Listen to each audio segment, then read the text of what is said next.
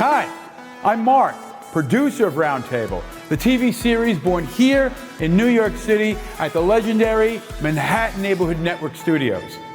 The exchange of ideas is important, and that is why we bring to you the following presentation.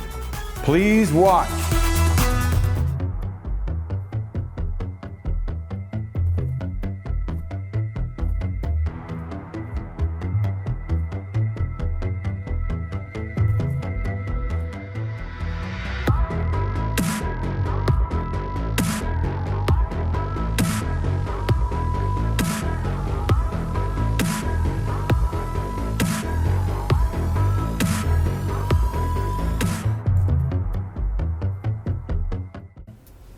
Good evening, and welcome to Single Shot Show at Manhattan Neighborhood Network's Roundtable.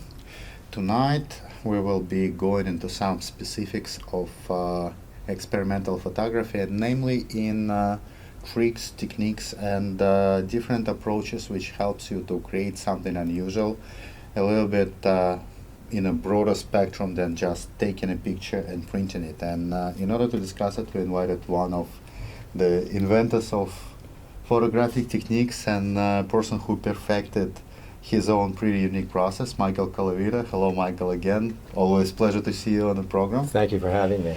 So let's talk a little bit about how we creating those unusual photographs. Now we're in a very interesting spot in our development. A lot of people are using just software means to create them, and sometimes they're very effective. Some of the photographers who started creating experimental and surrealistic images with film actually eventually switched to digital and 100%. Some because it's easier to do it, some because it gives you some abilities that analog processes don't allow. But I do firmly believe that film-based photography have some features that at least yet are not replicated by digital processes, and even if they are, then not completely and not in the same way. So let's talk about it. Let's compare basically our toolboxes. Sure. For the type of photography that I do, as we've discussed before, everything I do is on the one original 8x10 film chrome. There are no interferences whatsoever from anything that would in any way conflict with the natural, organic picture-taking process. What I do is a true tribute to the art of traditional photography.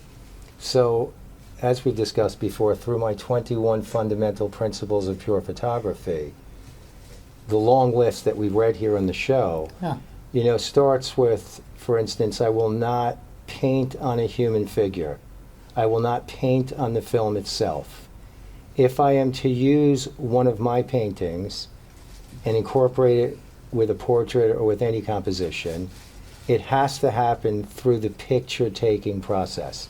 I have to take a traditional picture of my art, and then on that same piece of film, later marry it to the subject.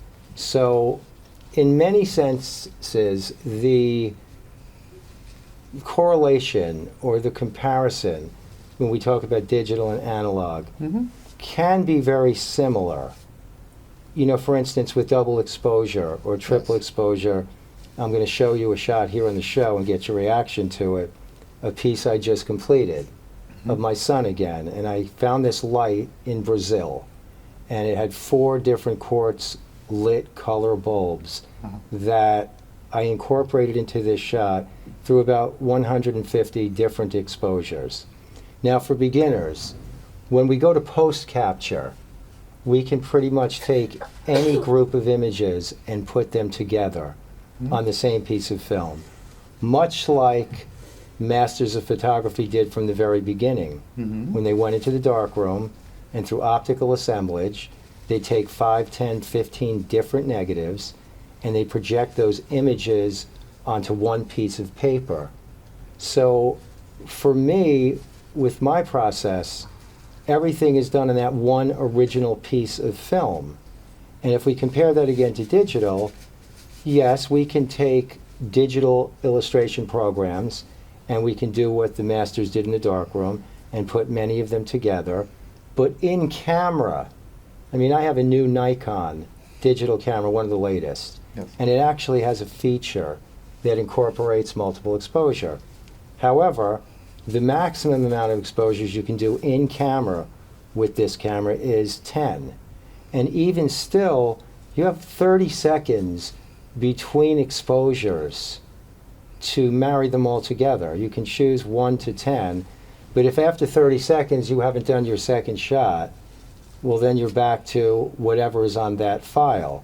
So, I mean, there are vast differences. I imagine the technologies will improve as time goes on, and we'll probably have cameras that can do many numbers of them. I know you're an expert in this digital field, and when I first told you about this, you expressed to me that you can actually do it digitally. Yeah, and we actually will talk about it later. Well, there is something else which differentiate even those incorporated mechanisms for taking multiple exposures on digital camera from the analog process, and I do believe it's instrumental difference. Basically, how it's done in digital, you have a sensor and you take an exposure. So basically, it takes a percentage of this information, basically just makes the layer to be to certain percentage transparent and merges it with the other layers. You take in the whole thing. While on analog exposure, it's ongoing process. Everything that being recorded is being recorded at its specific time in its specific context. You can have actually some of the images to be exposed much longer, and they will still have about the same percentage as the ones that was exposed at larger light but at a shorter period of time. They will have about the same prominence if you equate them properly. But with digital, in either cases, you will just have a percentage and you will just mechanically glue them together. Interesting. Yeah, so it's a little different. However, as I said, the analog process can be replicated on digital camera. The way I'm doing it actually is right here. I basically took one of the very old and very beautiful Graflex lenses, which actually does have this analog shutter right on the lens. So I Just like view camera lenses that I use, sure. precisely, yes. So I'm taking one continuous shot on bulb and just making several exposures Sure. at the necessary length.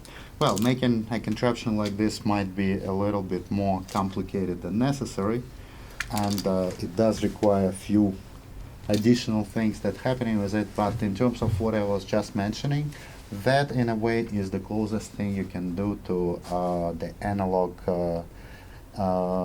multiple exposures, because it actually is one continuous take of light which is interrupted by the actual physical shutter. Sure. But as you said, or alluded to a moment ago, the opacity and the density is very, very different. So the Absolutely. feel is going to be completely different. As in, you know, the case of my exposing, I mean, 150 different exposures went into this piece that I'm going to surprise you with in a bit.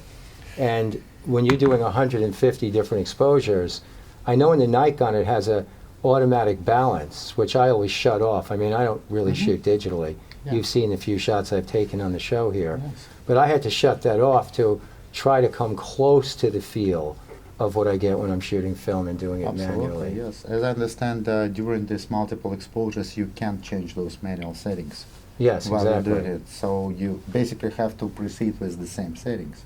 While in analog situation, you to a degree can modify them. You can do Yeah. anything you need to do. One of the things that comes into mind, you can just put something with a small opening in it in front of the lens, and that would be your change of aperture. Or you can actually, on a lens, Itself. on the analog lens, you can actually change the physical aperture during the shot. Which Close is the shutter, interesting, yeah. change the aperture, and then get back to shooting. Which is great because compositionally you want the maximum amount of control. Exactly. So if you're shooting things that are layered, where you have a very far background, medium background, middle Exactly. ground, foreground, you can set the f-stop to pull into focus all or to concentrate on one, and in each separate individual exposure, you can focus and draw the eye into these different elements to create an illusion that is really what makes the composition so wonderful. Well, judging by what I've seen on your pictures, probably you was also manually refocusing during the shot on the certain shots, because I wouldn't Sure. see how you would do it otherwise, right? Exactly.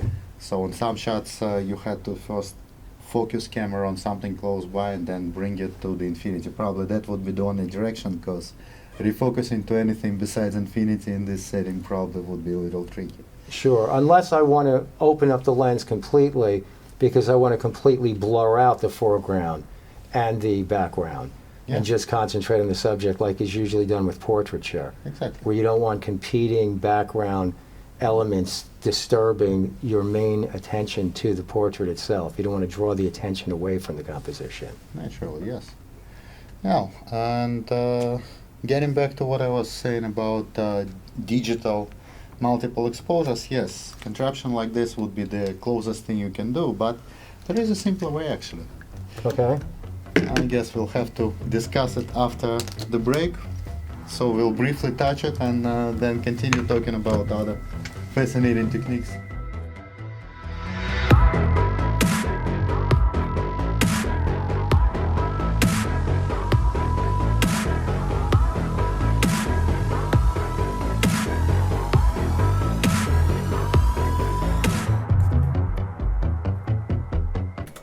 Hello, this is Alex IG from Single Shot with the next single trick. Today we're going to be talking about uneven lighting. More often you have to deal with just one strong source of light. The strongest one, of course, would be the sun. And when it happens, half of your object is lit very brightly and another half is very dark, just like my face right now. Is there anything you can do about it? Sure. You can have professional lighting equipment, you can have professional light bouncing screens and many other things. But the simplest and easiest thing you can use, especially if you're doing it in casual environment, is a regular piece of paper. Put it right against the direction of light and you will get the source of light balanced and your light being just right.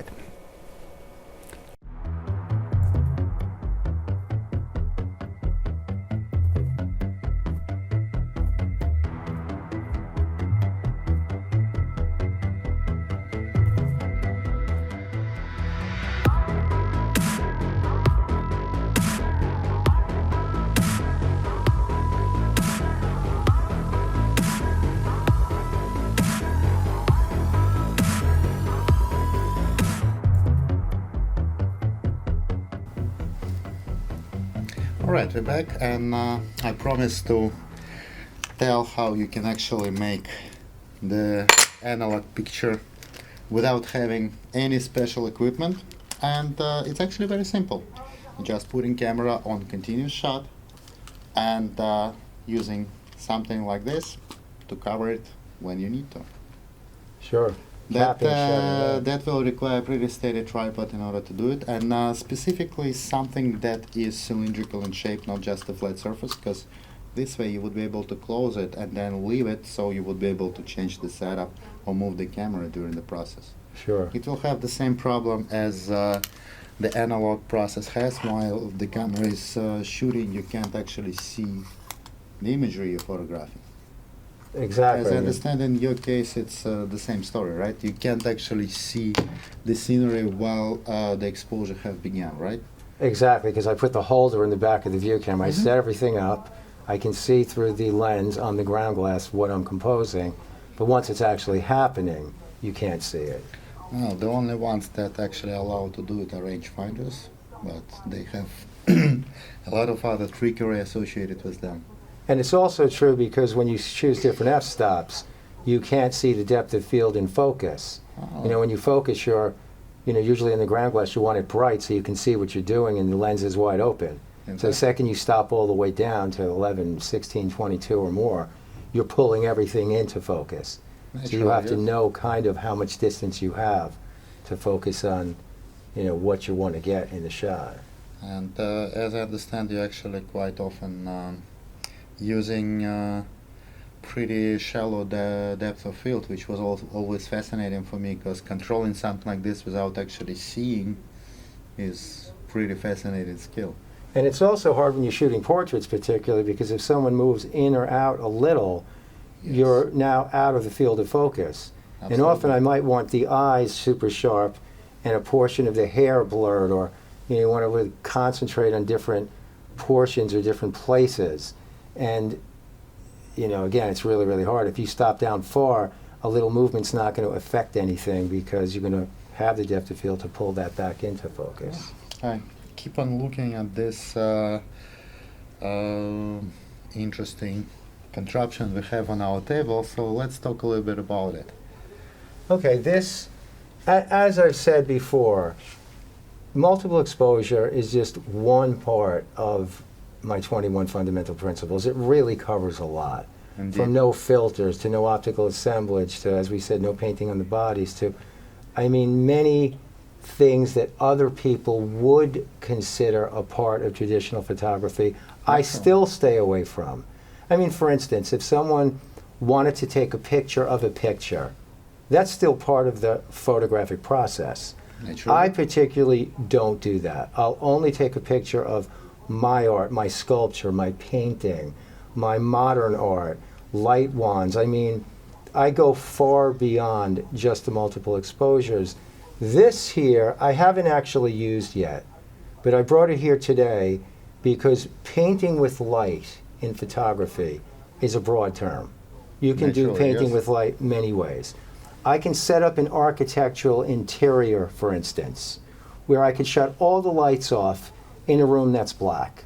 And I can open up the camera lens, and during my exposure, I can, with a light source, virtually move light, flash, project light on the walls and on every part of the interior, Yes. and build it up at different degrees. So in the end, all you see in the photograph is a lit room. You don't know how I lit it. That's one way you can paint with light.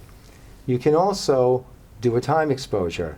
Open your lens at night for car lights and things like that, which I just did a sequence of Yes. recently that I showed you. And with this tool, this is a color head. It goes on top of an enlarger. So when people want to make prints, you put your negative here, the light is transmitted through this, and the image is recorded down low on the paper. You can move this up or down with the right lens projecting the light to get the different size you want on your paper. But ultimately, if you're making a color print, if you're doing black and white, you can just switch this knob so that you have no color and it's just the white light. And through paper that you use that has different amounts of contrast, you can dial in what you want. Or you can use contrast filters and have like a multi-grade paper to dial your contrast in that way.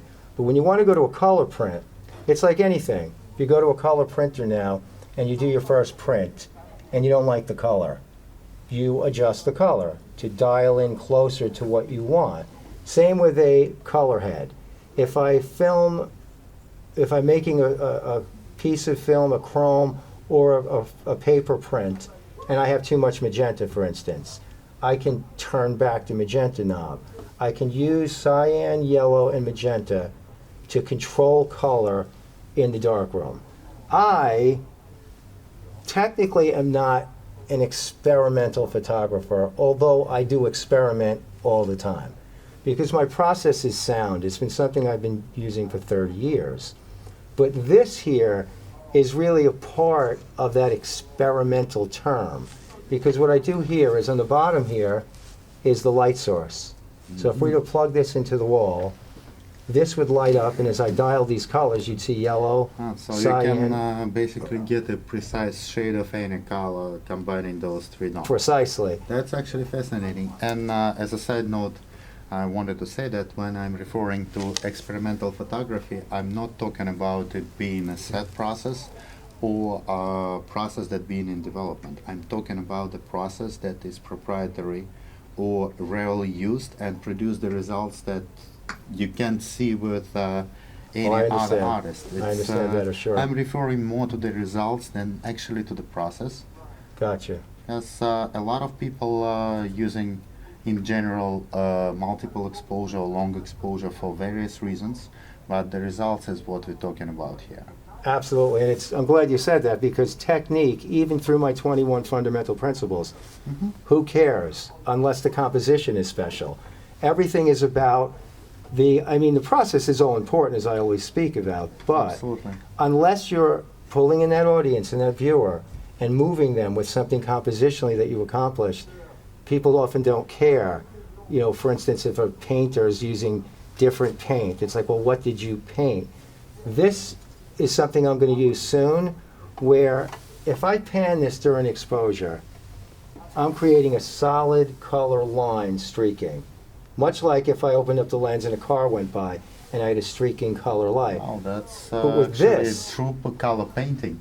Exactly. So as we were saying, there are different forms of painting with light, and color painting in this case. I'm going to actually experiment with this now, where I turn these dials, where I start with yellow, and as I'm streaking, I go to magenta, and then blue, so that in the same streak, The gradient. I can actually dial in perfect. the different Yes, colors, and absolutely. it's going to be another useful tool. Well, I'm And you'll see dying what to I see do. how it will turn out. It sounds like some pretty interesting and unusual tool. Sure. Yeah. And again, as a side note, I actually can agree with general public on that. It really is important what you see as the end result of the process. And artist who is just worrying about how it's done is more of a hobbyist than an artist. The artist who Yeah. actually is proud of the final result is a true artist. That's just my opinion.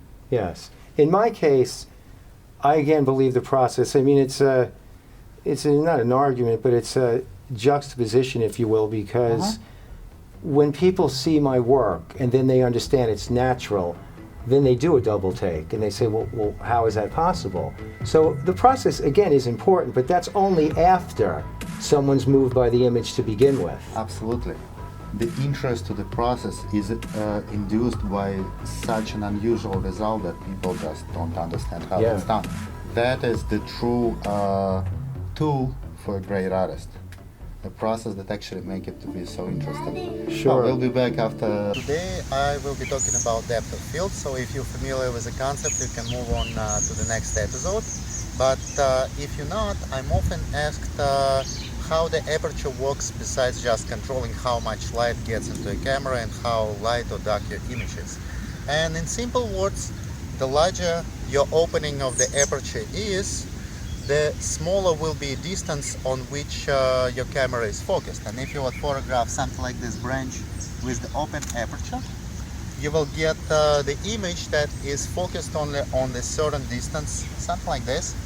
But if you close it all the way down and take the same picture, you will get the almost the whole plane, everything like this, to be in focus.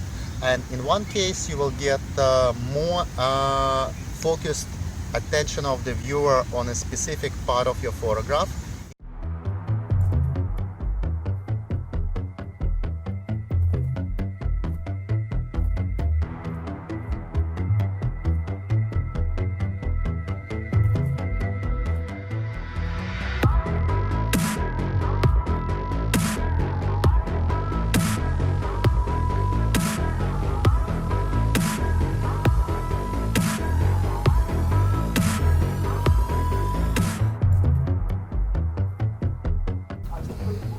All right, we have a couple of minutes to fulfill the promise we made to our viewers. You was mentioning that there are a couple of very recent works that you wanted to actually show right on the show. Absolutely. So let's take a look. I put my son to sleep at like 8 o'clock at night, started shooting immediately, and I work fast when I know I have to do so many exposures. I'm very careful, Yes. and I'm pro at it because I've been doing it for so long. But at 4:30 in the morning I finished, so it was about 8 hours of nonstop shooting. It was about 150 exposures. You've seen Fascinating one, on its own. but this is the one I'm really proud of. This is the Let's one take a here. look. If we hold it up to the light, This actually is, wow, it's actually even more fascinating than the other one. But there is something else we actually didn't mention. You probably noticed all these mysterious sounds that was happening in our studio. And we actually have another guest. Romeo, would you come and join us? We actually right now have something that never happened in the studio before. We have the image, the actual negative, and the model from this negative. Exactly. So Romeo, did you see it yourself? What do you think of it? Good. Good? Yeah, that's indeed one of the most fascinating models that's been in front of your camera, and this is indeed a very interesting depiction. And again, he had to sit still for that first portrait part and give me a natural smile, and it's really hard to do before I Absolutely. got to the adding of all of this, oscillatory motion and movement. And we have another one here as well, right? Yes. The one you was mentioning with all those lights. They Well, are much more prominent. it's a similar light source because the small lights that you see here are the same as these bigger lights. When I was in Brazil, I picked up quartz bulbs and made a modern art sculpture with 4 lights on top of each other. I actually mounted on top of a traffic light. And I used that light source for these pieces. This piece came about in an unusual way. I picked up recently Fuji Estia outdated film. Uh-huh. As you know, film is ridiculously expensive now. Absolutely, yes. 20 pieces of film cost $600 now. So I was fortunate in this case. I mean, I have about 1,000 sheets on ice, so I can continue shooting forever. But I found Estia film, which is wonderful. And it made me want to shoot Romeo for the flesh tones to see how the film responded. Mm-hmm. And then it led to me doing this piece so I could see the colors as well. Wow, fascinating. So mysteriously, the Absolutely. art. Well, just to Came round about. all this up, I just want to mention that it's a very unique situation. In photography, you usually don't see originals, and the closest thing to the original is a negative. Yes. So right now in the studio we have something that very rarely seen together. An original, an artist, and the model. Oh, wow. Thank So you. guys, I'm just wishing you luck and creating these beautiful, fascinating works. Thank you very much, Michael. Thank you so much again. Thank you very much, Romeo. It was a pleasure seeing you I'll again. see you next time.